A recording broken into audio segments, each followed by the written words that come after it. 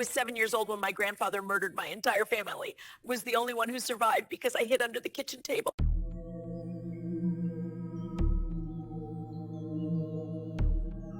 It was Christmas Eve, 1979. My mother, my father, my 5-year-old brother, all gone in less than 3 minutes. The Christmas tree was still lit. The dinner was still warm on the table. And I was underneath it, holding my breath, praying he wouldn't find me. For 45 years, I've kept the full truth locked inside. I've never spoken publicly about what I really saw that night, what I heard, or why my grandfather, a man who taught me to play chess and read me bedtime stories, walked into our kitchen and pulled the trigger. Until now. If you want to hear the full story of how I survived, why it happened, and what I learned when I finally faced him 40 years later, make sure you're subscribed, because this is going to be a journey you won't forget. And I need to ask you something before we begin. Could you forgive someone who destroyed your entire world? Drop your answer in the comments. Because by the end of this story, you might see forgiveness very differently. My name is Sarah Coleman, and this is the night that changed everything. Let me take you back to December 24th, 1979. Our home was a 2-story farmhouse in rural Pennsylvania, surrounded by fields and woods. The nearest neighbor was half a mile away. When you screamed in that house, no one heard you. My mother, Claire, was 32 years old. She taught 3rd grade at the local elementary school. Everyone loved her. She had this warm, infectious smile, and she was obsessed with making Christmas perfect. Every year, she'd start decorating the day after Thanksgiving. Homemade ornaments, fresh pine garland, cookies shaped like reindeer. Christmas wasn't just a holiday in our house. It was her masterpiece. My father, Michael, was 34. He worked at the steel mill, long shifts, hard labor. He was quiet, the kind of man who showed love through action, not words. He'd come home exhausted, but he'd still get down on the floor and play cars with my little brother. Tommy was 5 years old.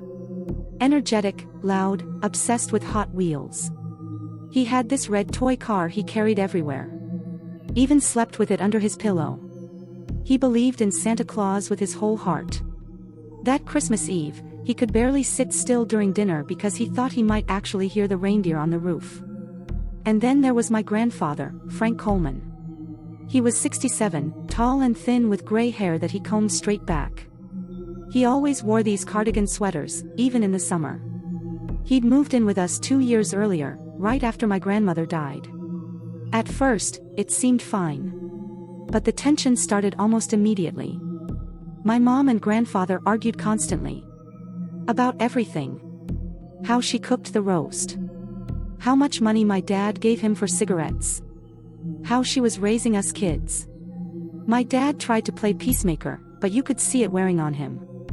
My mom wanted Frank out of the house. She never said it directly to him, but I heard her tell my father more than once. The house felt heavy.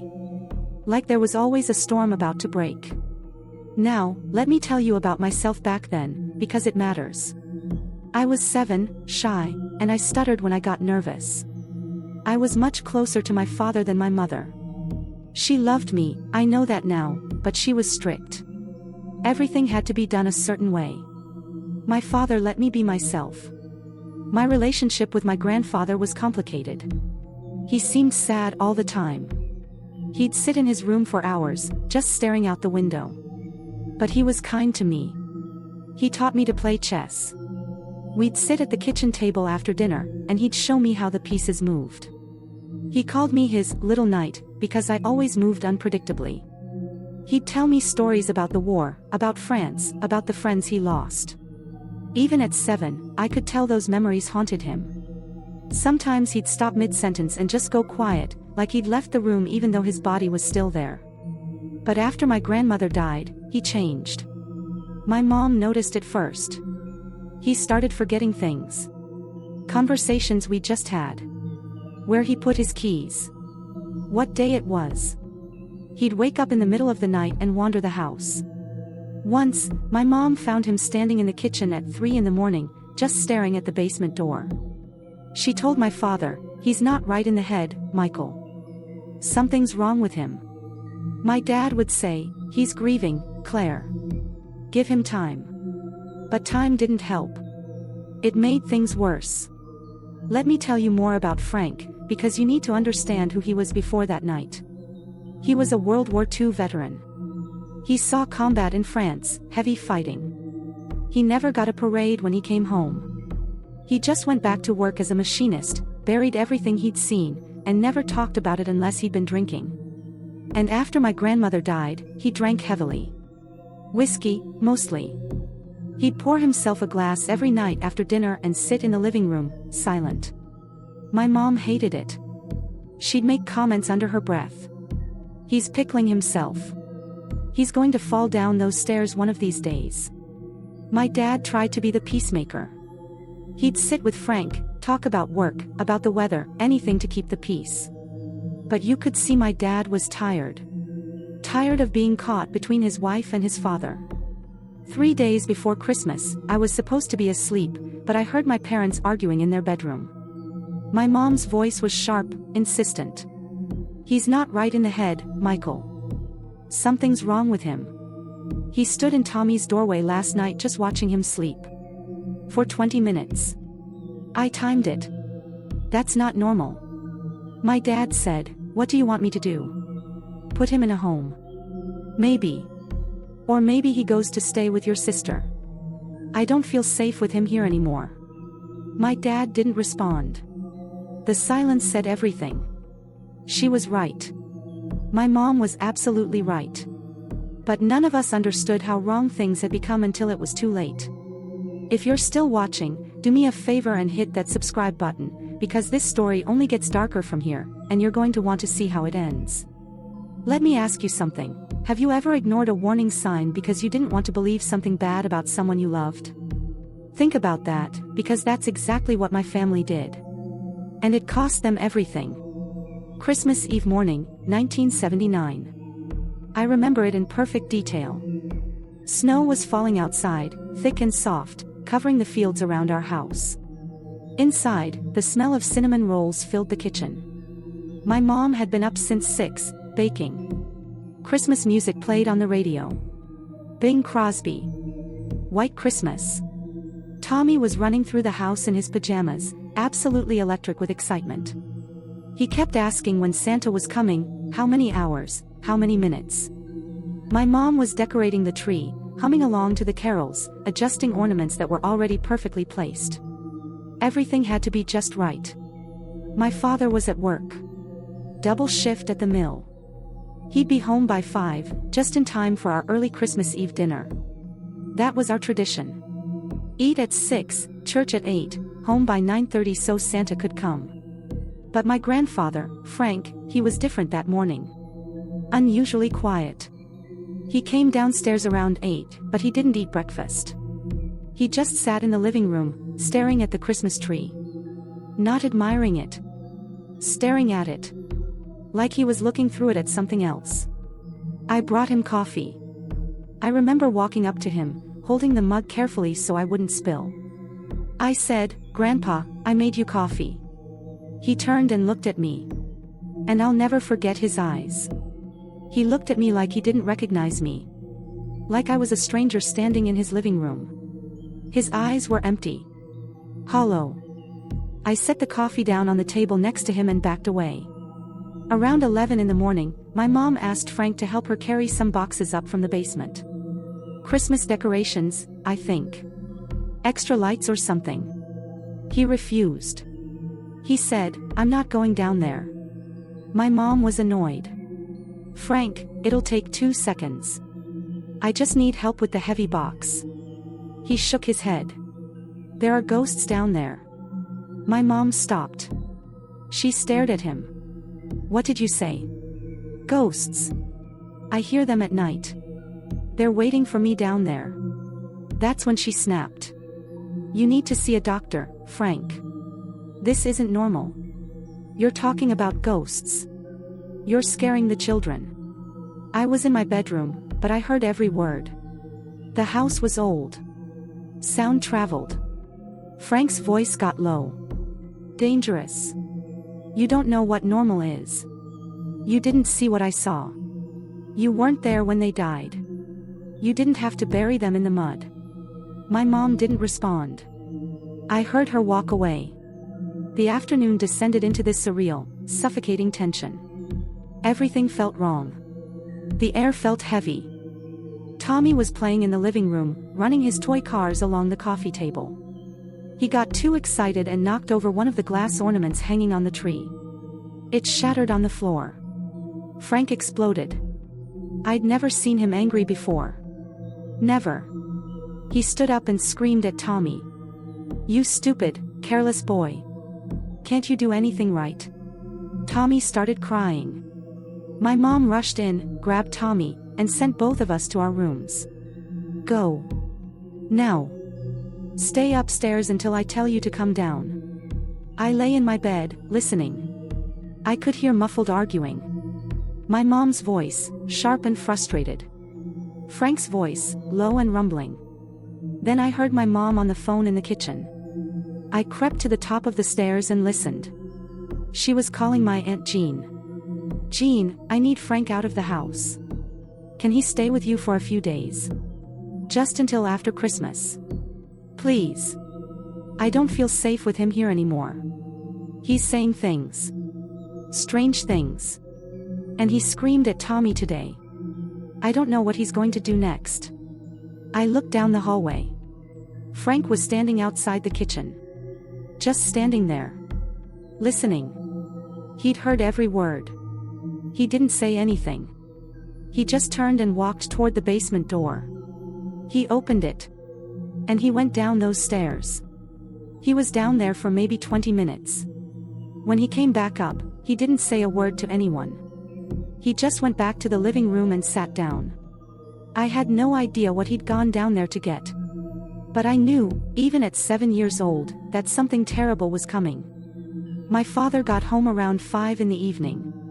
He looked exhausted, covered in soot from the mill. He cleaned up, changed clothes, and came downstairs just as my mom was finishing dinner. Our tradition was to eat at 6, then go to church at 8 for the Christmas Eve service. My mom took this dinner seriously. The table was set with my grandmother's china, the good stuff we only use twice a year. Ham at the center, mashed potatoes, green beans, rolls. Candles were lit. It looked beautiful. Frank sat at the head of the table. That's where he always sat. Where my grandfather had always sat, even when my grandmother was alive. The tension was unbearable. Almost no one spoke. My mom's hands shook as she served the food. You could see it. The serving spoon trembling as she scooped potatoes onto plates. My dad tried to break the silence. He asked Tommy about his Christmas list. "So, Tommy, what do you think Santa's bringing you tonight?" Tommy, still a little shaken from earlier, said quietly, "A racetrack. And more cars." My dad smiled. "I bet he'll bring that. You've been a good boy this year." Frank didn't touch his food. He just stared at his plate. We all started eating, but he didn't move. Then Tommy, trying to make conversation, turned to Frank. "Grandpa, did you fight in the war?" Frank's head lifted slowly. He looked at Tommy. Then at my dad. He said, "I killed men who looked just like your father." The table went silent. My mom's fork froze halfway to her mouth. My dad said, "Frank. I shot them. I stabbed them. I watched them bleed in the snow. They cried for their mothers. Just like you'll cry for yours." My mom's voice was sharp. "Dad, that's enough. You're scaring the kids." Frank turned to her. His eyes were cold. "You want me gone, Claire? You want me out of this house?" "I didn't say that. I heard you. On the phone. You think I'm crazy. You think I'm dangerous." My dad stood up, trying to de-escalate. "Frank, let's just have a nice dinner. It's Christmas Eve. Let's not do this." Frank stood up too. "I need to get something from the basement." My dad's face went pale. I saw it. The color drained. He said, "Frank, sit down." But my grandfather was already walking toward the basement door. My dad said it again, louder. Frank. Sit down. Frank ignored him. He opened the door. He went down the stairs. My mom looked at my dad. Her voice was barely a whisper. Michael, what's he doing? My dad didn't answer. We sat there in silence. Waiting. I could hear Frank's footsteps in the basement below us. Heavy. Deliberate. And then the footsteps came back up the stairs. When he came back up those stairs, he wasn't empty-handed. He was carrying a small brown bottle and a kitchen knife. If you haven't subscribed yet, do it now, because what happens next is going to stay with you for a long time. Content warning: this segment contains descriptions of violence. I'll focus on my experience rather than graphic details, but please take care of yourself while listening. Frank came back up those basement stairs carrying a bottle and a knife. But that's not what he used. My mom saw what was in his other hand and she screamed. A hunting rifle. Old, wooden stock, the kind he'd had since before I was born. It had been stored in the basement for years. Everything happened so fast. My dad stood up, his chair scraping against the floor. He reached toward Frank. Dad, put it down. Please. And then the first shot. The sound was deafening in that small dining room. My ears rang. My dad grabbed his chest and collapsed backward.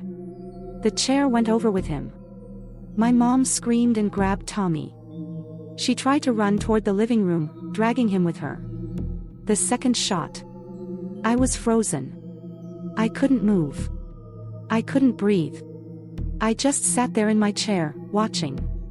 Tommy's toy car, that red Hot Wheels he'd been holding, fell out of his hand and rolled across the floor. I watched it roll in slow motion until it hit the wall and stopped. That's the image that haunts me the most. Not the blood. Not the screaming. That little red car coming to a stop against the baseboard. The third shot. Frank turned toward me. The rifle was still raised. Smoke was coming from the barrel. He looked at me. Really looked at me. And for just a second, I saw my grandfather again. The man who taught me chess. The man who called me his little knight. And he started crying. Tears ran down his face. He was sobbing. But the rifle was still pointed at me. I don't remember deciding to move. My body just reacted. I dove under the kitchen table. It was a large oak table with a long tablecloth that reached almost to the floor. Frank fired. The bullet hit the cabinet behind where I'd been sitting. Wood splintered. Glass shattered. I pulled my knees to my chest. I put my hands over my ears, but it didn't help. I could still hear everything. The ringing. My own heartbeat. My breathing, too fast, too loud.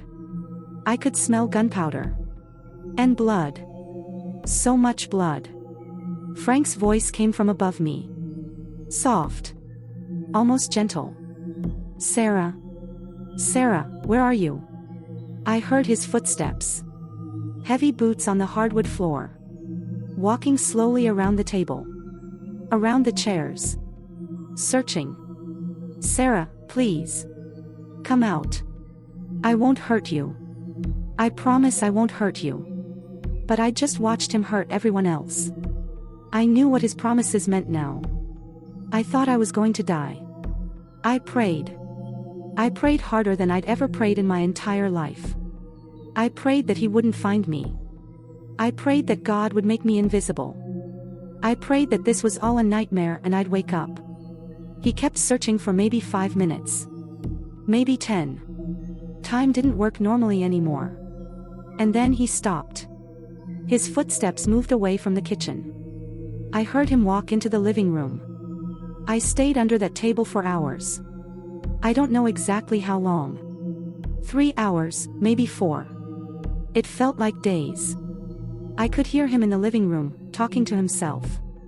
His voice would get loud, then quiet, then loud again. They wanted me gone. They all wanted me gone. Even Michael. My own son. They were going to put me away. Silence. Then, I saw them in France. The bodies. So many bodies in the snow. They wouldn't stop screaming. Why won't they stop screaming? More silence. Margaret, why did you leave me? You promised you'd never leave me. You promised. He was talking to my grandmother. She'd been dead for 2 years. I tried not to move. I tried not to breathe too loud. My legs cramped. My back ached. But I didn't move. I was terrified that even the smallest sound would remind him I was still there.